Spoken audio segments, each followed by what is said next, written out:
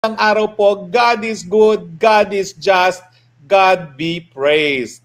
Ngayong araw po, napakagandang balita ang dumating sa ating lahat. Na-dismiss na po ng Korte Suprema bilang unconstitutional ang hinaing impeachment complaint ni Tambaloslos at mga congressman. Ulitin ko po, napakagandang balita. Na-dismiss na po ng Korte Suprema bilang labag sa saligang batas ang impeachment complaint ni Tambaloslos at ng mga congressman. Ang pag-usapan natin, bakit na-dismiss? Well, gaya ng inaasahan po natin, no? Yan ay nadeklara ng ating Korte Suprema na labag sa ating saligang batas dahil ito'y labag sa probisyon na ang lahat ng mga impeachable officers pwede lamang hainan ng isang impeachment complaint kada taon. At gaya na aking sinasabi, paulit-ulit na para silang praka, kapag sinabi mong fourth impeachment complaint, yan ay labag doon sa pinagbabawal na multiple impeachment complaints. Ano ba naman ang mahirap intindihin doon? Now, ang sinasabi ng mga Tambaloslos at congressman, yung tatlong impeachment complaint, hindi namin inaktuhan. Paano sinagot yan ng ating Korte Suprema? Sabi ng Korte Suprema, dahil hindi mo inaktuhan yan, hindi mo rin-refer kay Speaker at hindi na-refer sa Committee on Justice, ibig sabihin, yan ay na-archive, yan ay na-dismiss nung ang Kongreso ay nag-adjourn, sine die, yung pagkakatapos ng 19th Congress. Anong epekto ng pagkaka-dismiss? Well, yan ay na-dismiss. Ibig sabihin, hanggang February 6, 2026 na ang panibagong impeachment complaint na po pwedeng ihain laban sa kay VP Sara. Ulitin ko po, ang sabi ng Korte Suprema, ang epekto ng hindi ginalaw ng Kamara de Representante yung naunang tatlong impeachment complaint, yan ay nagresulta sa pagkakadismiss ng tatlong complaint. Nung ang Kongreso ay nag-recess na hindi siya inaktuhan, hindi man lang na-refer sa House Speaker at sa Committee on Justice ng Kamara. At dahil yung tatlong impeachment complaint na yan ay na-dismiss, natural, labag na doon sa pinagbabawal na mahigit isang impeachment complaint, ang pang-apat na impeachment complaint. So mga kaibigan, there is a God. God is good, God is just. Hindi nila pinayagan ang kagustuhan ng Tambaloslos at ng mga bangag na matanggal ang VP Sara dahil hindi pa po nagsisimula ang boxing, wala na palang boxing dahil palpak ang mga congressman at ang Tambaloslos na umintindi sa ating saligang batas. Pero meron pa pong pangalawang basihan kung bakit na-dismiss yung impeachment complaint na yan. Dahil ang sabi ng Korte Suprema, bagamat may probisyon na kapag nasuportahan yan ng mahigit one-third ng mga miyembro ng Kamara de Representante, hindi po pwede na para siyang Bicol Express. Na palibasa mayroong sapat na lagda ay po pwede nang maihain. Ang sabi ng Korte Suprema, hindi ganun yon. Kinakailangan dahil seryosong impeachment complaints, kinakailangan bigyan ng pagkakataon na madinig ang mga impeachable officer na hinahainan ng impeachment complaint. Bakit? Dahil nga napakaseryoso ng consequence, pantakin mo, pinakamatataas na opisyales, pinatatanggal sa kanilang opisina, dapat madinig sila at every step of the way, including dun sa initiation ng impeachment complaint. Kaya nga, sa saligang batas, merong proseso. Dapat ang speaker i-refer kaagad para sa referral sa pag-include sa order of business. Within X number of days sa order of business, kinakailangan niya ma-refer sa Committee on Justice. Ang Committee on Justice, babasahin yan, titignan muna yung sufficiency of form, kung tama ba yung forma, at titignan kung okay ang forma, kung sufficiency in substance, kung meron ngang laman o meron ngang meet yung reklamo laban sa impeachable officer. At matapos dyan, dadalhin pa sa plenaryo, pagbobotohan. At ang sabi ng Korte Suprema, dahil napakaseryoso nitong impeachment proceedings, dapat mabigyan ng pagkakataon ang lahat ng miyembro ng Kamara na pag-aralan yung mga impeachment articles of impeachment. Hindi lang yan, at titignan din yung mga ebidensya sa kabila at nasa likod ng lahat ng articles of impeachment. Bago po ito, dahil alam niyo naman, isa ako dun sa abogado na nagdulog sa Korte Suprema nung kaso ng Francisco, nung ini-impeach nila si Chief Justice Davide. Ang sinabi doon, ang impeachment ay initiated sa paghain ng isang verified complaint of impeachment at akto ng House. So ang sinasabi ngayon ng Korte Suprema, ang akto ng House na nagresulta sa initiation ng impeachment complaint, yung pagsisimula, dahilan kung bakit bawal na mag-file ng mga panibagong impeachment complaint, ay yung pagkakadismiss ng tatlo. Kasi nung hindi nila inaktuhan yung tatlo, ang epekto niyan ay dismissal. At bago rin itong desisyon nito, dahil lininaw ng Korte Suprema, hindi po pwedeng Bicol Express. Kasi ang nangyari din doon sa kaso ni Davide, doon sa Francisco, nag-Bicol Express din sila. Sandali lang po ha. Ako ay may memory lapse, hindi ko alam tuloy. Alam mo, pag tumigil ka magturo, nakakalimutan mo na, no? Pero ang sabi ng Korte Suprema, maski meron ng sapat na lagda, so articles of impeachment, para yung mga articles of impeachment ay diretsong pumunta sa Senado, kinakailangan walang Bicol Express na pipirma na lang para pirmahan at hindi naiintindihan ko ang anong mga issue. Importante talaga dahil dun sa mga nangyayari,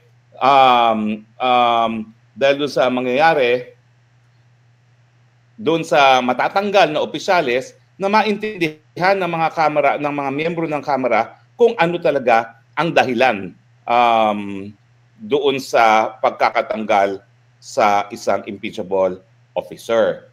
Now, so ano po, nasa na ngayon si Tambaloslos at ang mga senatong at saka ang mga congressman? Wala na po sila.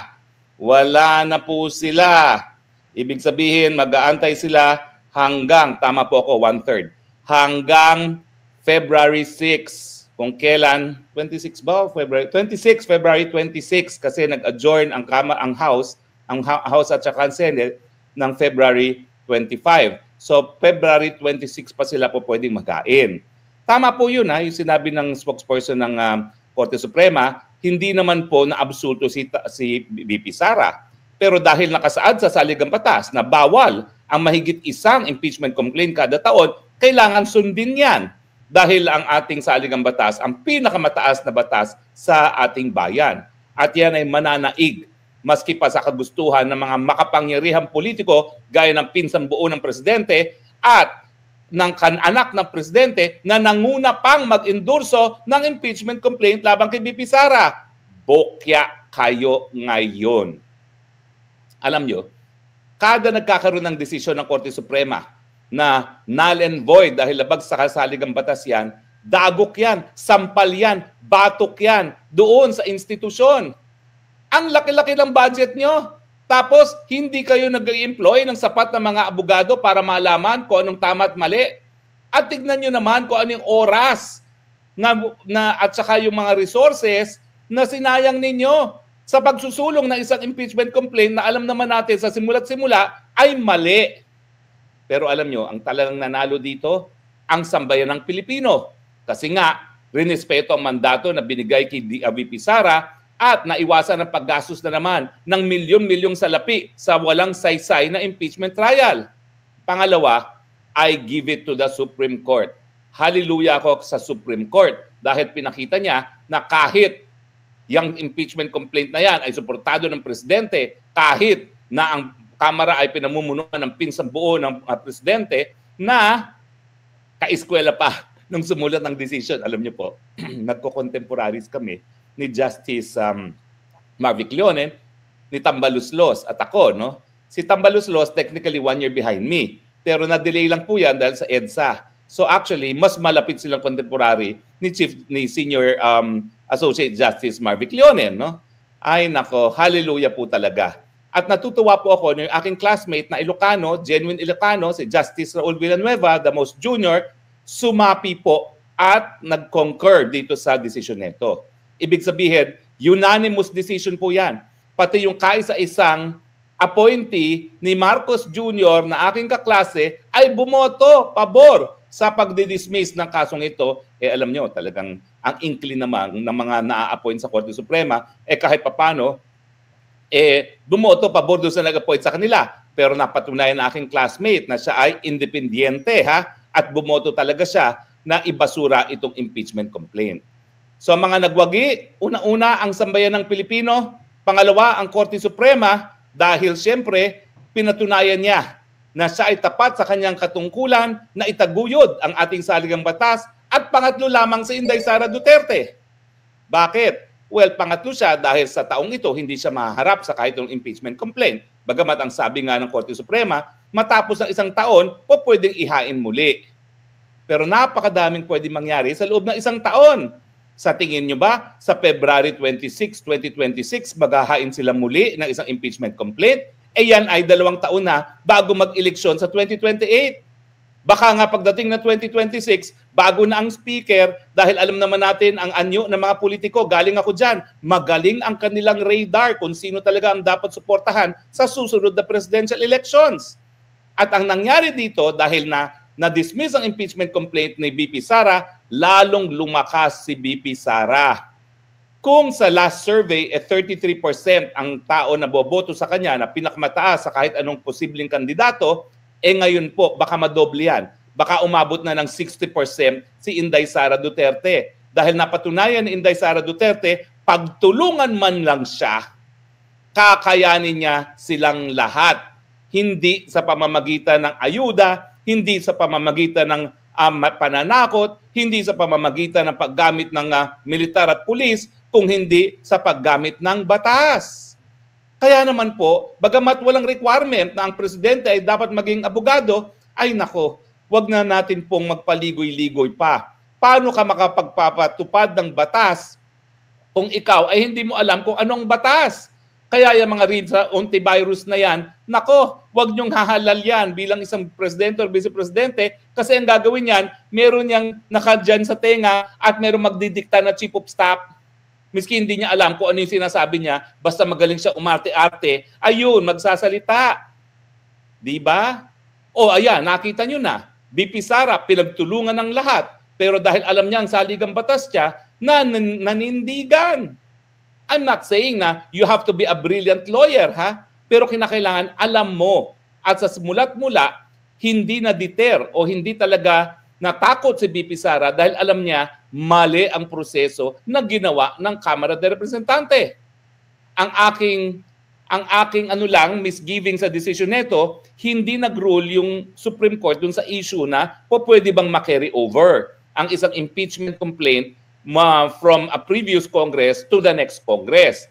Now, ang dahilan naman kaya hindi na yan diniscuss ng ating Korte Suprema kasi merong mga prinsipyo na kung hindi na kinakailangang i-discuss ang isang issue dahil meron ng basehan para ma-dismiss or ma-grant ang petition, hindi na nila sasagutin. At dahil ang sabi nga ng Korte Suprema, sapat na yung basehan na ito'y pinagbabawal as constituting multiplicity of impeachment complaint within 1 year, dinismiss na nila on that ground at hindi na sila nag-rule kung po pwedeng ma-carry over. Pero kailangan mabigyan kasagutan pa rin yan. Hindi natin alam kung kailan mangyayari yan. Siyempre, sabi ng Korte Suprema, sa February 2026 po pwede na maghain muli ng impeachment complaint. So, asahan natin na before February 20, pagkatapos ng February 26, maghahain sila. Ang problema, wala na naman silang sapat na panahon.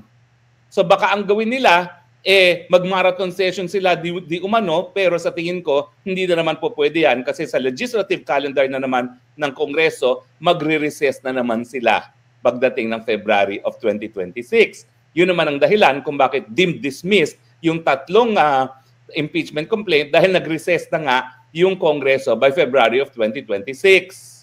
Yung February of 2025. Diba? So, ewan ko kung kailan sila magpa-file ng panibagong impeachment complaint.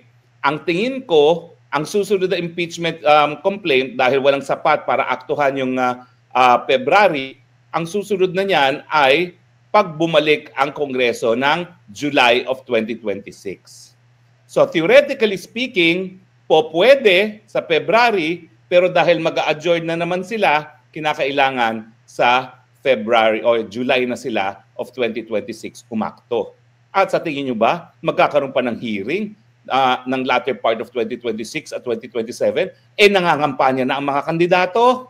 Hindi na mangyayari yan. So sa tingin ko, patay na ang impeachment complaint laban kay VP Sara. Lumaban na ng harapan ang mga bangag sa gobyerno laban kay VP Sara para sa presidente sa 2028. Bagamat ako'y naninindigan, sapat-sapat na ang basihan para sisantehin ng presidente. Ngayon, kasama na yung paggamit sa mga proseso ng impeachment bilang sandata laban sa kanilang mga kalaban sa politika. Ang magandang sinabi ng Korte Suprema, alam mo, hindi namin pinaghihimasukan ang mga bagay-bagay na politika para sa mga politiko yan. Pero, ang sabi ng Korte Suprema, yung usaping politika, kinakailangan gawin sa framework ng ating saligang batas.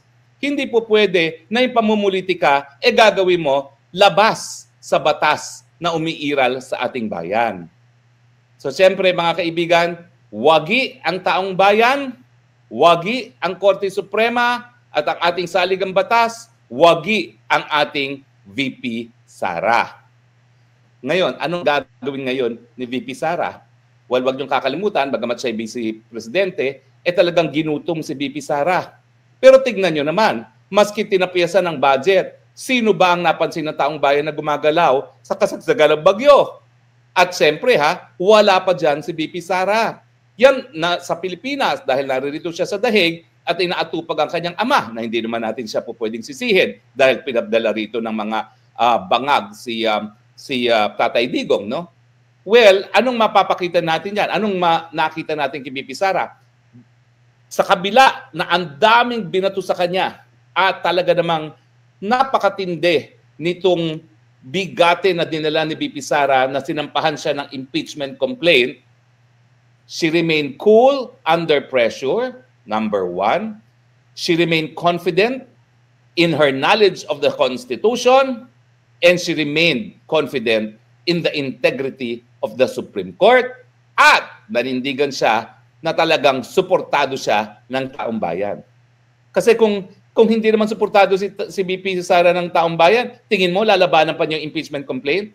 Ang gagawin niyan, magre-resign na para wag na matuloy ang impeachment complaint kung alam niyang walang suporta ang taong bayan. Pero dahil alam niyang nasa likod niya ang taong bayan, fight, fight, fight, and tignan niyo naman, winner ang VP Sara in round 1 of the Bangag versus Super Inday Sara. O, di ba? So, mga kaibigan alam ko napakatagal ng 2028. At ako naninindigan, dapat sisantihin na natin itong presidente ito. Meron tayong karapatan na magsisante ng mga inutil na mga presidente at 2 beses na natin nagawa yan. Huwag niyong isiping imposible yan. Dahil sa totoo lang, maraming nag-isip nung sinampa ni Tambaloslos at ng mga congressman itong impeachment complaint nito na tapos na ang boxing. Bakit? Kasi bantakin mo naman, ang Kamara de Representante ang gumagawa ng mga pangtaunang budget. Mantakin nyo naman, talagang dinanggel nila yung pananakot sa Korte Suprema. Huwag niyong kakalimutan, kami ang responsable sa budget ninyo. Pero alam nyo, sa saligang batas din, binigyan kasi ng assurance ang hudikatura na pwede sila maging independyente dahil sa tinatawag ng fiscal autonomy. Dapat kung ano yung budget ng hiningi ng hukuman under the principle of fiscal autonomy, ibigay ng Kongreso nang sa ganon, hindi sila subject to political interference. Pero ang katunayan niyan, subject pa rin yan to political interference. At ako talaga, bawa ko sa mga mahistrado. Bakit? Sa totoo lang, bago pa pumutok ang away ng Duterte at Marcos, bago pa pumutok ang laban ng kabutihan at kadiliman, nagpupunta ako doon sa mga birthday ni Tambaloslos. Well, isa lang naman kasi nung pangalawang birthday pumutok na. At doon sa isang birthday na yon, nakita ko halos lahat ng Supreme Court ay naroroon. Well, sabi ko, sana mas mabuti na hindi na sila dumalo kasi baka sabihin pinapaboran nila si Speaker. Pero ngayon, napakita talaga ng Korte Suprema, ng mga miyembro ng Korte Suprema, miski kami dumalo sa imbitasyon ng birthday ni Speaker, kami, ang trabaho namin, itataguyod namin ang saligang batas. Kaya nga, hangang-hanang ako ngayon dito sa Korte Suprema ito. At kaya nga pati sa aking mga hinaharap, haharapin ko naman po yan sa hukuman. Ang problema lang, hindi ako makadulog sa hukuman hanggang hindi nagdidesisyon ng DOJ doon sa aking motion for reconsideration. Dahil ang nangyari nga doon kay Cassandra Ong, dumiretso siya ng Court of Appeals para mapawalang bisa yung resolution na wala namang saysay talaga. Ang sabi ng Korte Suprema, ay sabi ng Court of Appeals pala doon sa kaso ni Cassie Ong, pumunta ka muna sa DOJ, kumuha ng motion for reconsideration dahil yung motion for reconsideration nagbibigay ng pagkakataon doon sa ahensya na ituwid ang kanilang pagkakamali. Kaya ako, nag-aantay lang po ako ng DOJ resolution doon sa akin sa motion for reconsideration at dudulog din ako sa Court of Appeals. At kita nyo naman yan. Itong ginawa ng Korte Suprema na nanindigan sa saligang batas, inspirasyon yan sa lahat ng mga mahistrado sa buong Pilipinas. Na huwag kayong magkakautaw, huwag kayong magpapa-impress lang sa appointing power na presidente. Dahil ang katungkulan nyo talaga ay panindigan ang ating saligang batas. So masayang araw to mga kaibigan, ha? Kinakailangan tayo magdiwang, kaya nga mas maagang aking broadcast. Panalo ang sambayan ng Pilipino, panalo ang ating hudikatura, panalo ang ating BP Sara, panalo ang bansang Pilipinas. Sana po tuloy-tuloy na mga panalo natin dahil marami pa pong mga nakabinbin na issue dyan sa Supreme Court. Huwag natin kakalimutan yung budget na maanumalya na may mga fill in the blanks. Kinakailangan yan ay madesisyonan na rin ng Korte Suprema. Bukod pa dyan, nandyan din yung issue ng PhilHealth, yung aking batas na universal healthcare na nagsasabi na lahat ng pondo ng PhilHealth dapat gamitin lamang sa pagtaas ng benepisyo ng miyembro o pagbaba ng premium sa PhilHealth. Nakabinbin pa rin yan sa ating Korte Suprema. At bago po tayo magtapos, alam niyo po ako, halos 20 anyos ako nagturo sa UP College of Law. Full-time po ako dyan. Hindi ako pa part-time lang. Nalulungkot ako nung sila yung nag-issue ng statement na dapat ituloy ang trial ni BP Sara. Unang-una, kasi ang babaw ng pagbabasa nila doon sa provision ng saligang batas. Dahil unlike me, yung aking opinion na hindi talaga po pwede matuloy itong impeachment na ito, hindi dahil ako'y kampi kay BP Sara. Kasi pag gagawin ko lang yan at napatunayang mali, di mukha akong loko-loko na walang kredibilidad ko bilang isang profesor ng batas at isang abogado. Talagang naniwala talaga ako na ang saligang batas ay nagbabawal doon sa fourth impeachment complaint. Kasi nga ulit-ulit ko, ano ba yung intindi mo sa bawal ang more than once? Di ba number 4 is more than once? Pero yung mga taga-UP College of Law, mababaw yung kanilang ginawang resolusyon na dapat ituloy ang paglilitis. Bakit? Kasi dilawan sila na sumusuporta ngayon kay Marcos dahil nagsanib puwersa na nga ang Marcos, ang dilawan at ang teroristang CPP-NPA. Pangalawa, bakit yung aking mga kasama sa faculty tahimik sa mga ibang issue?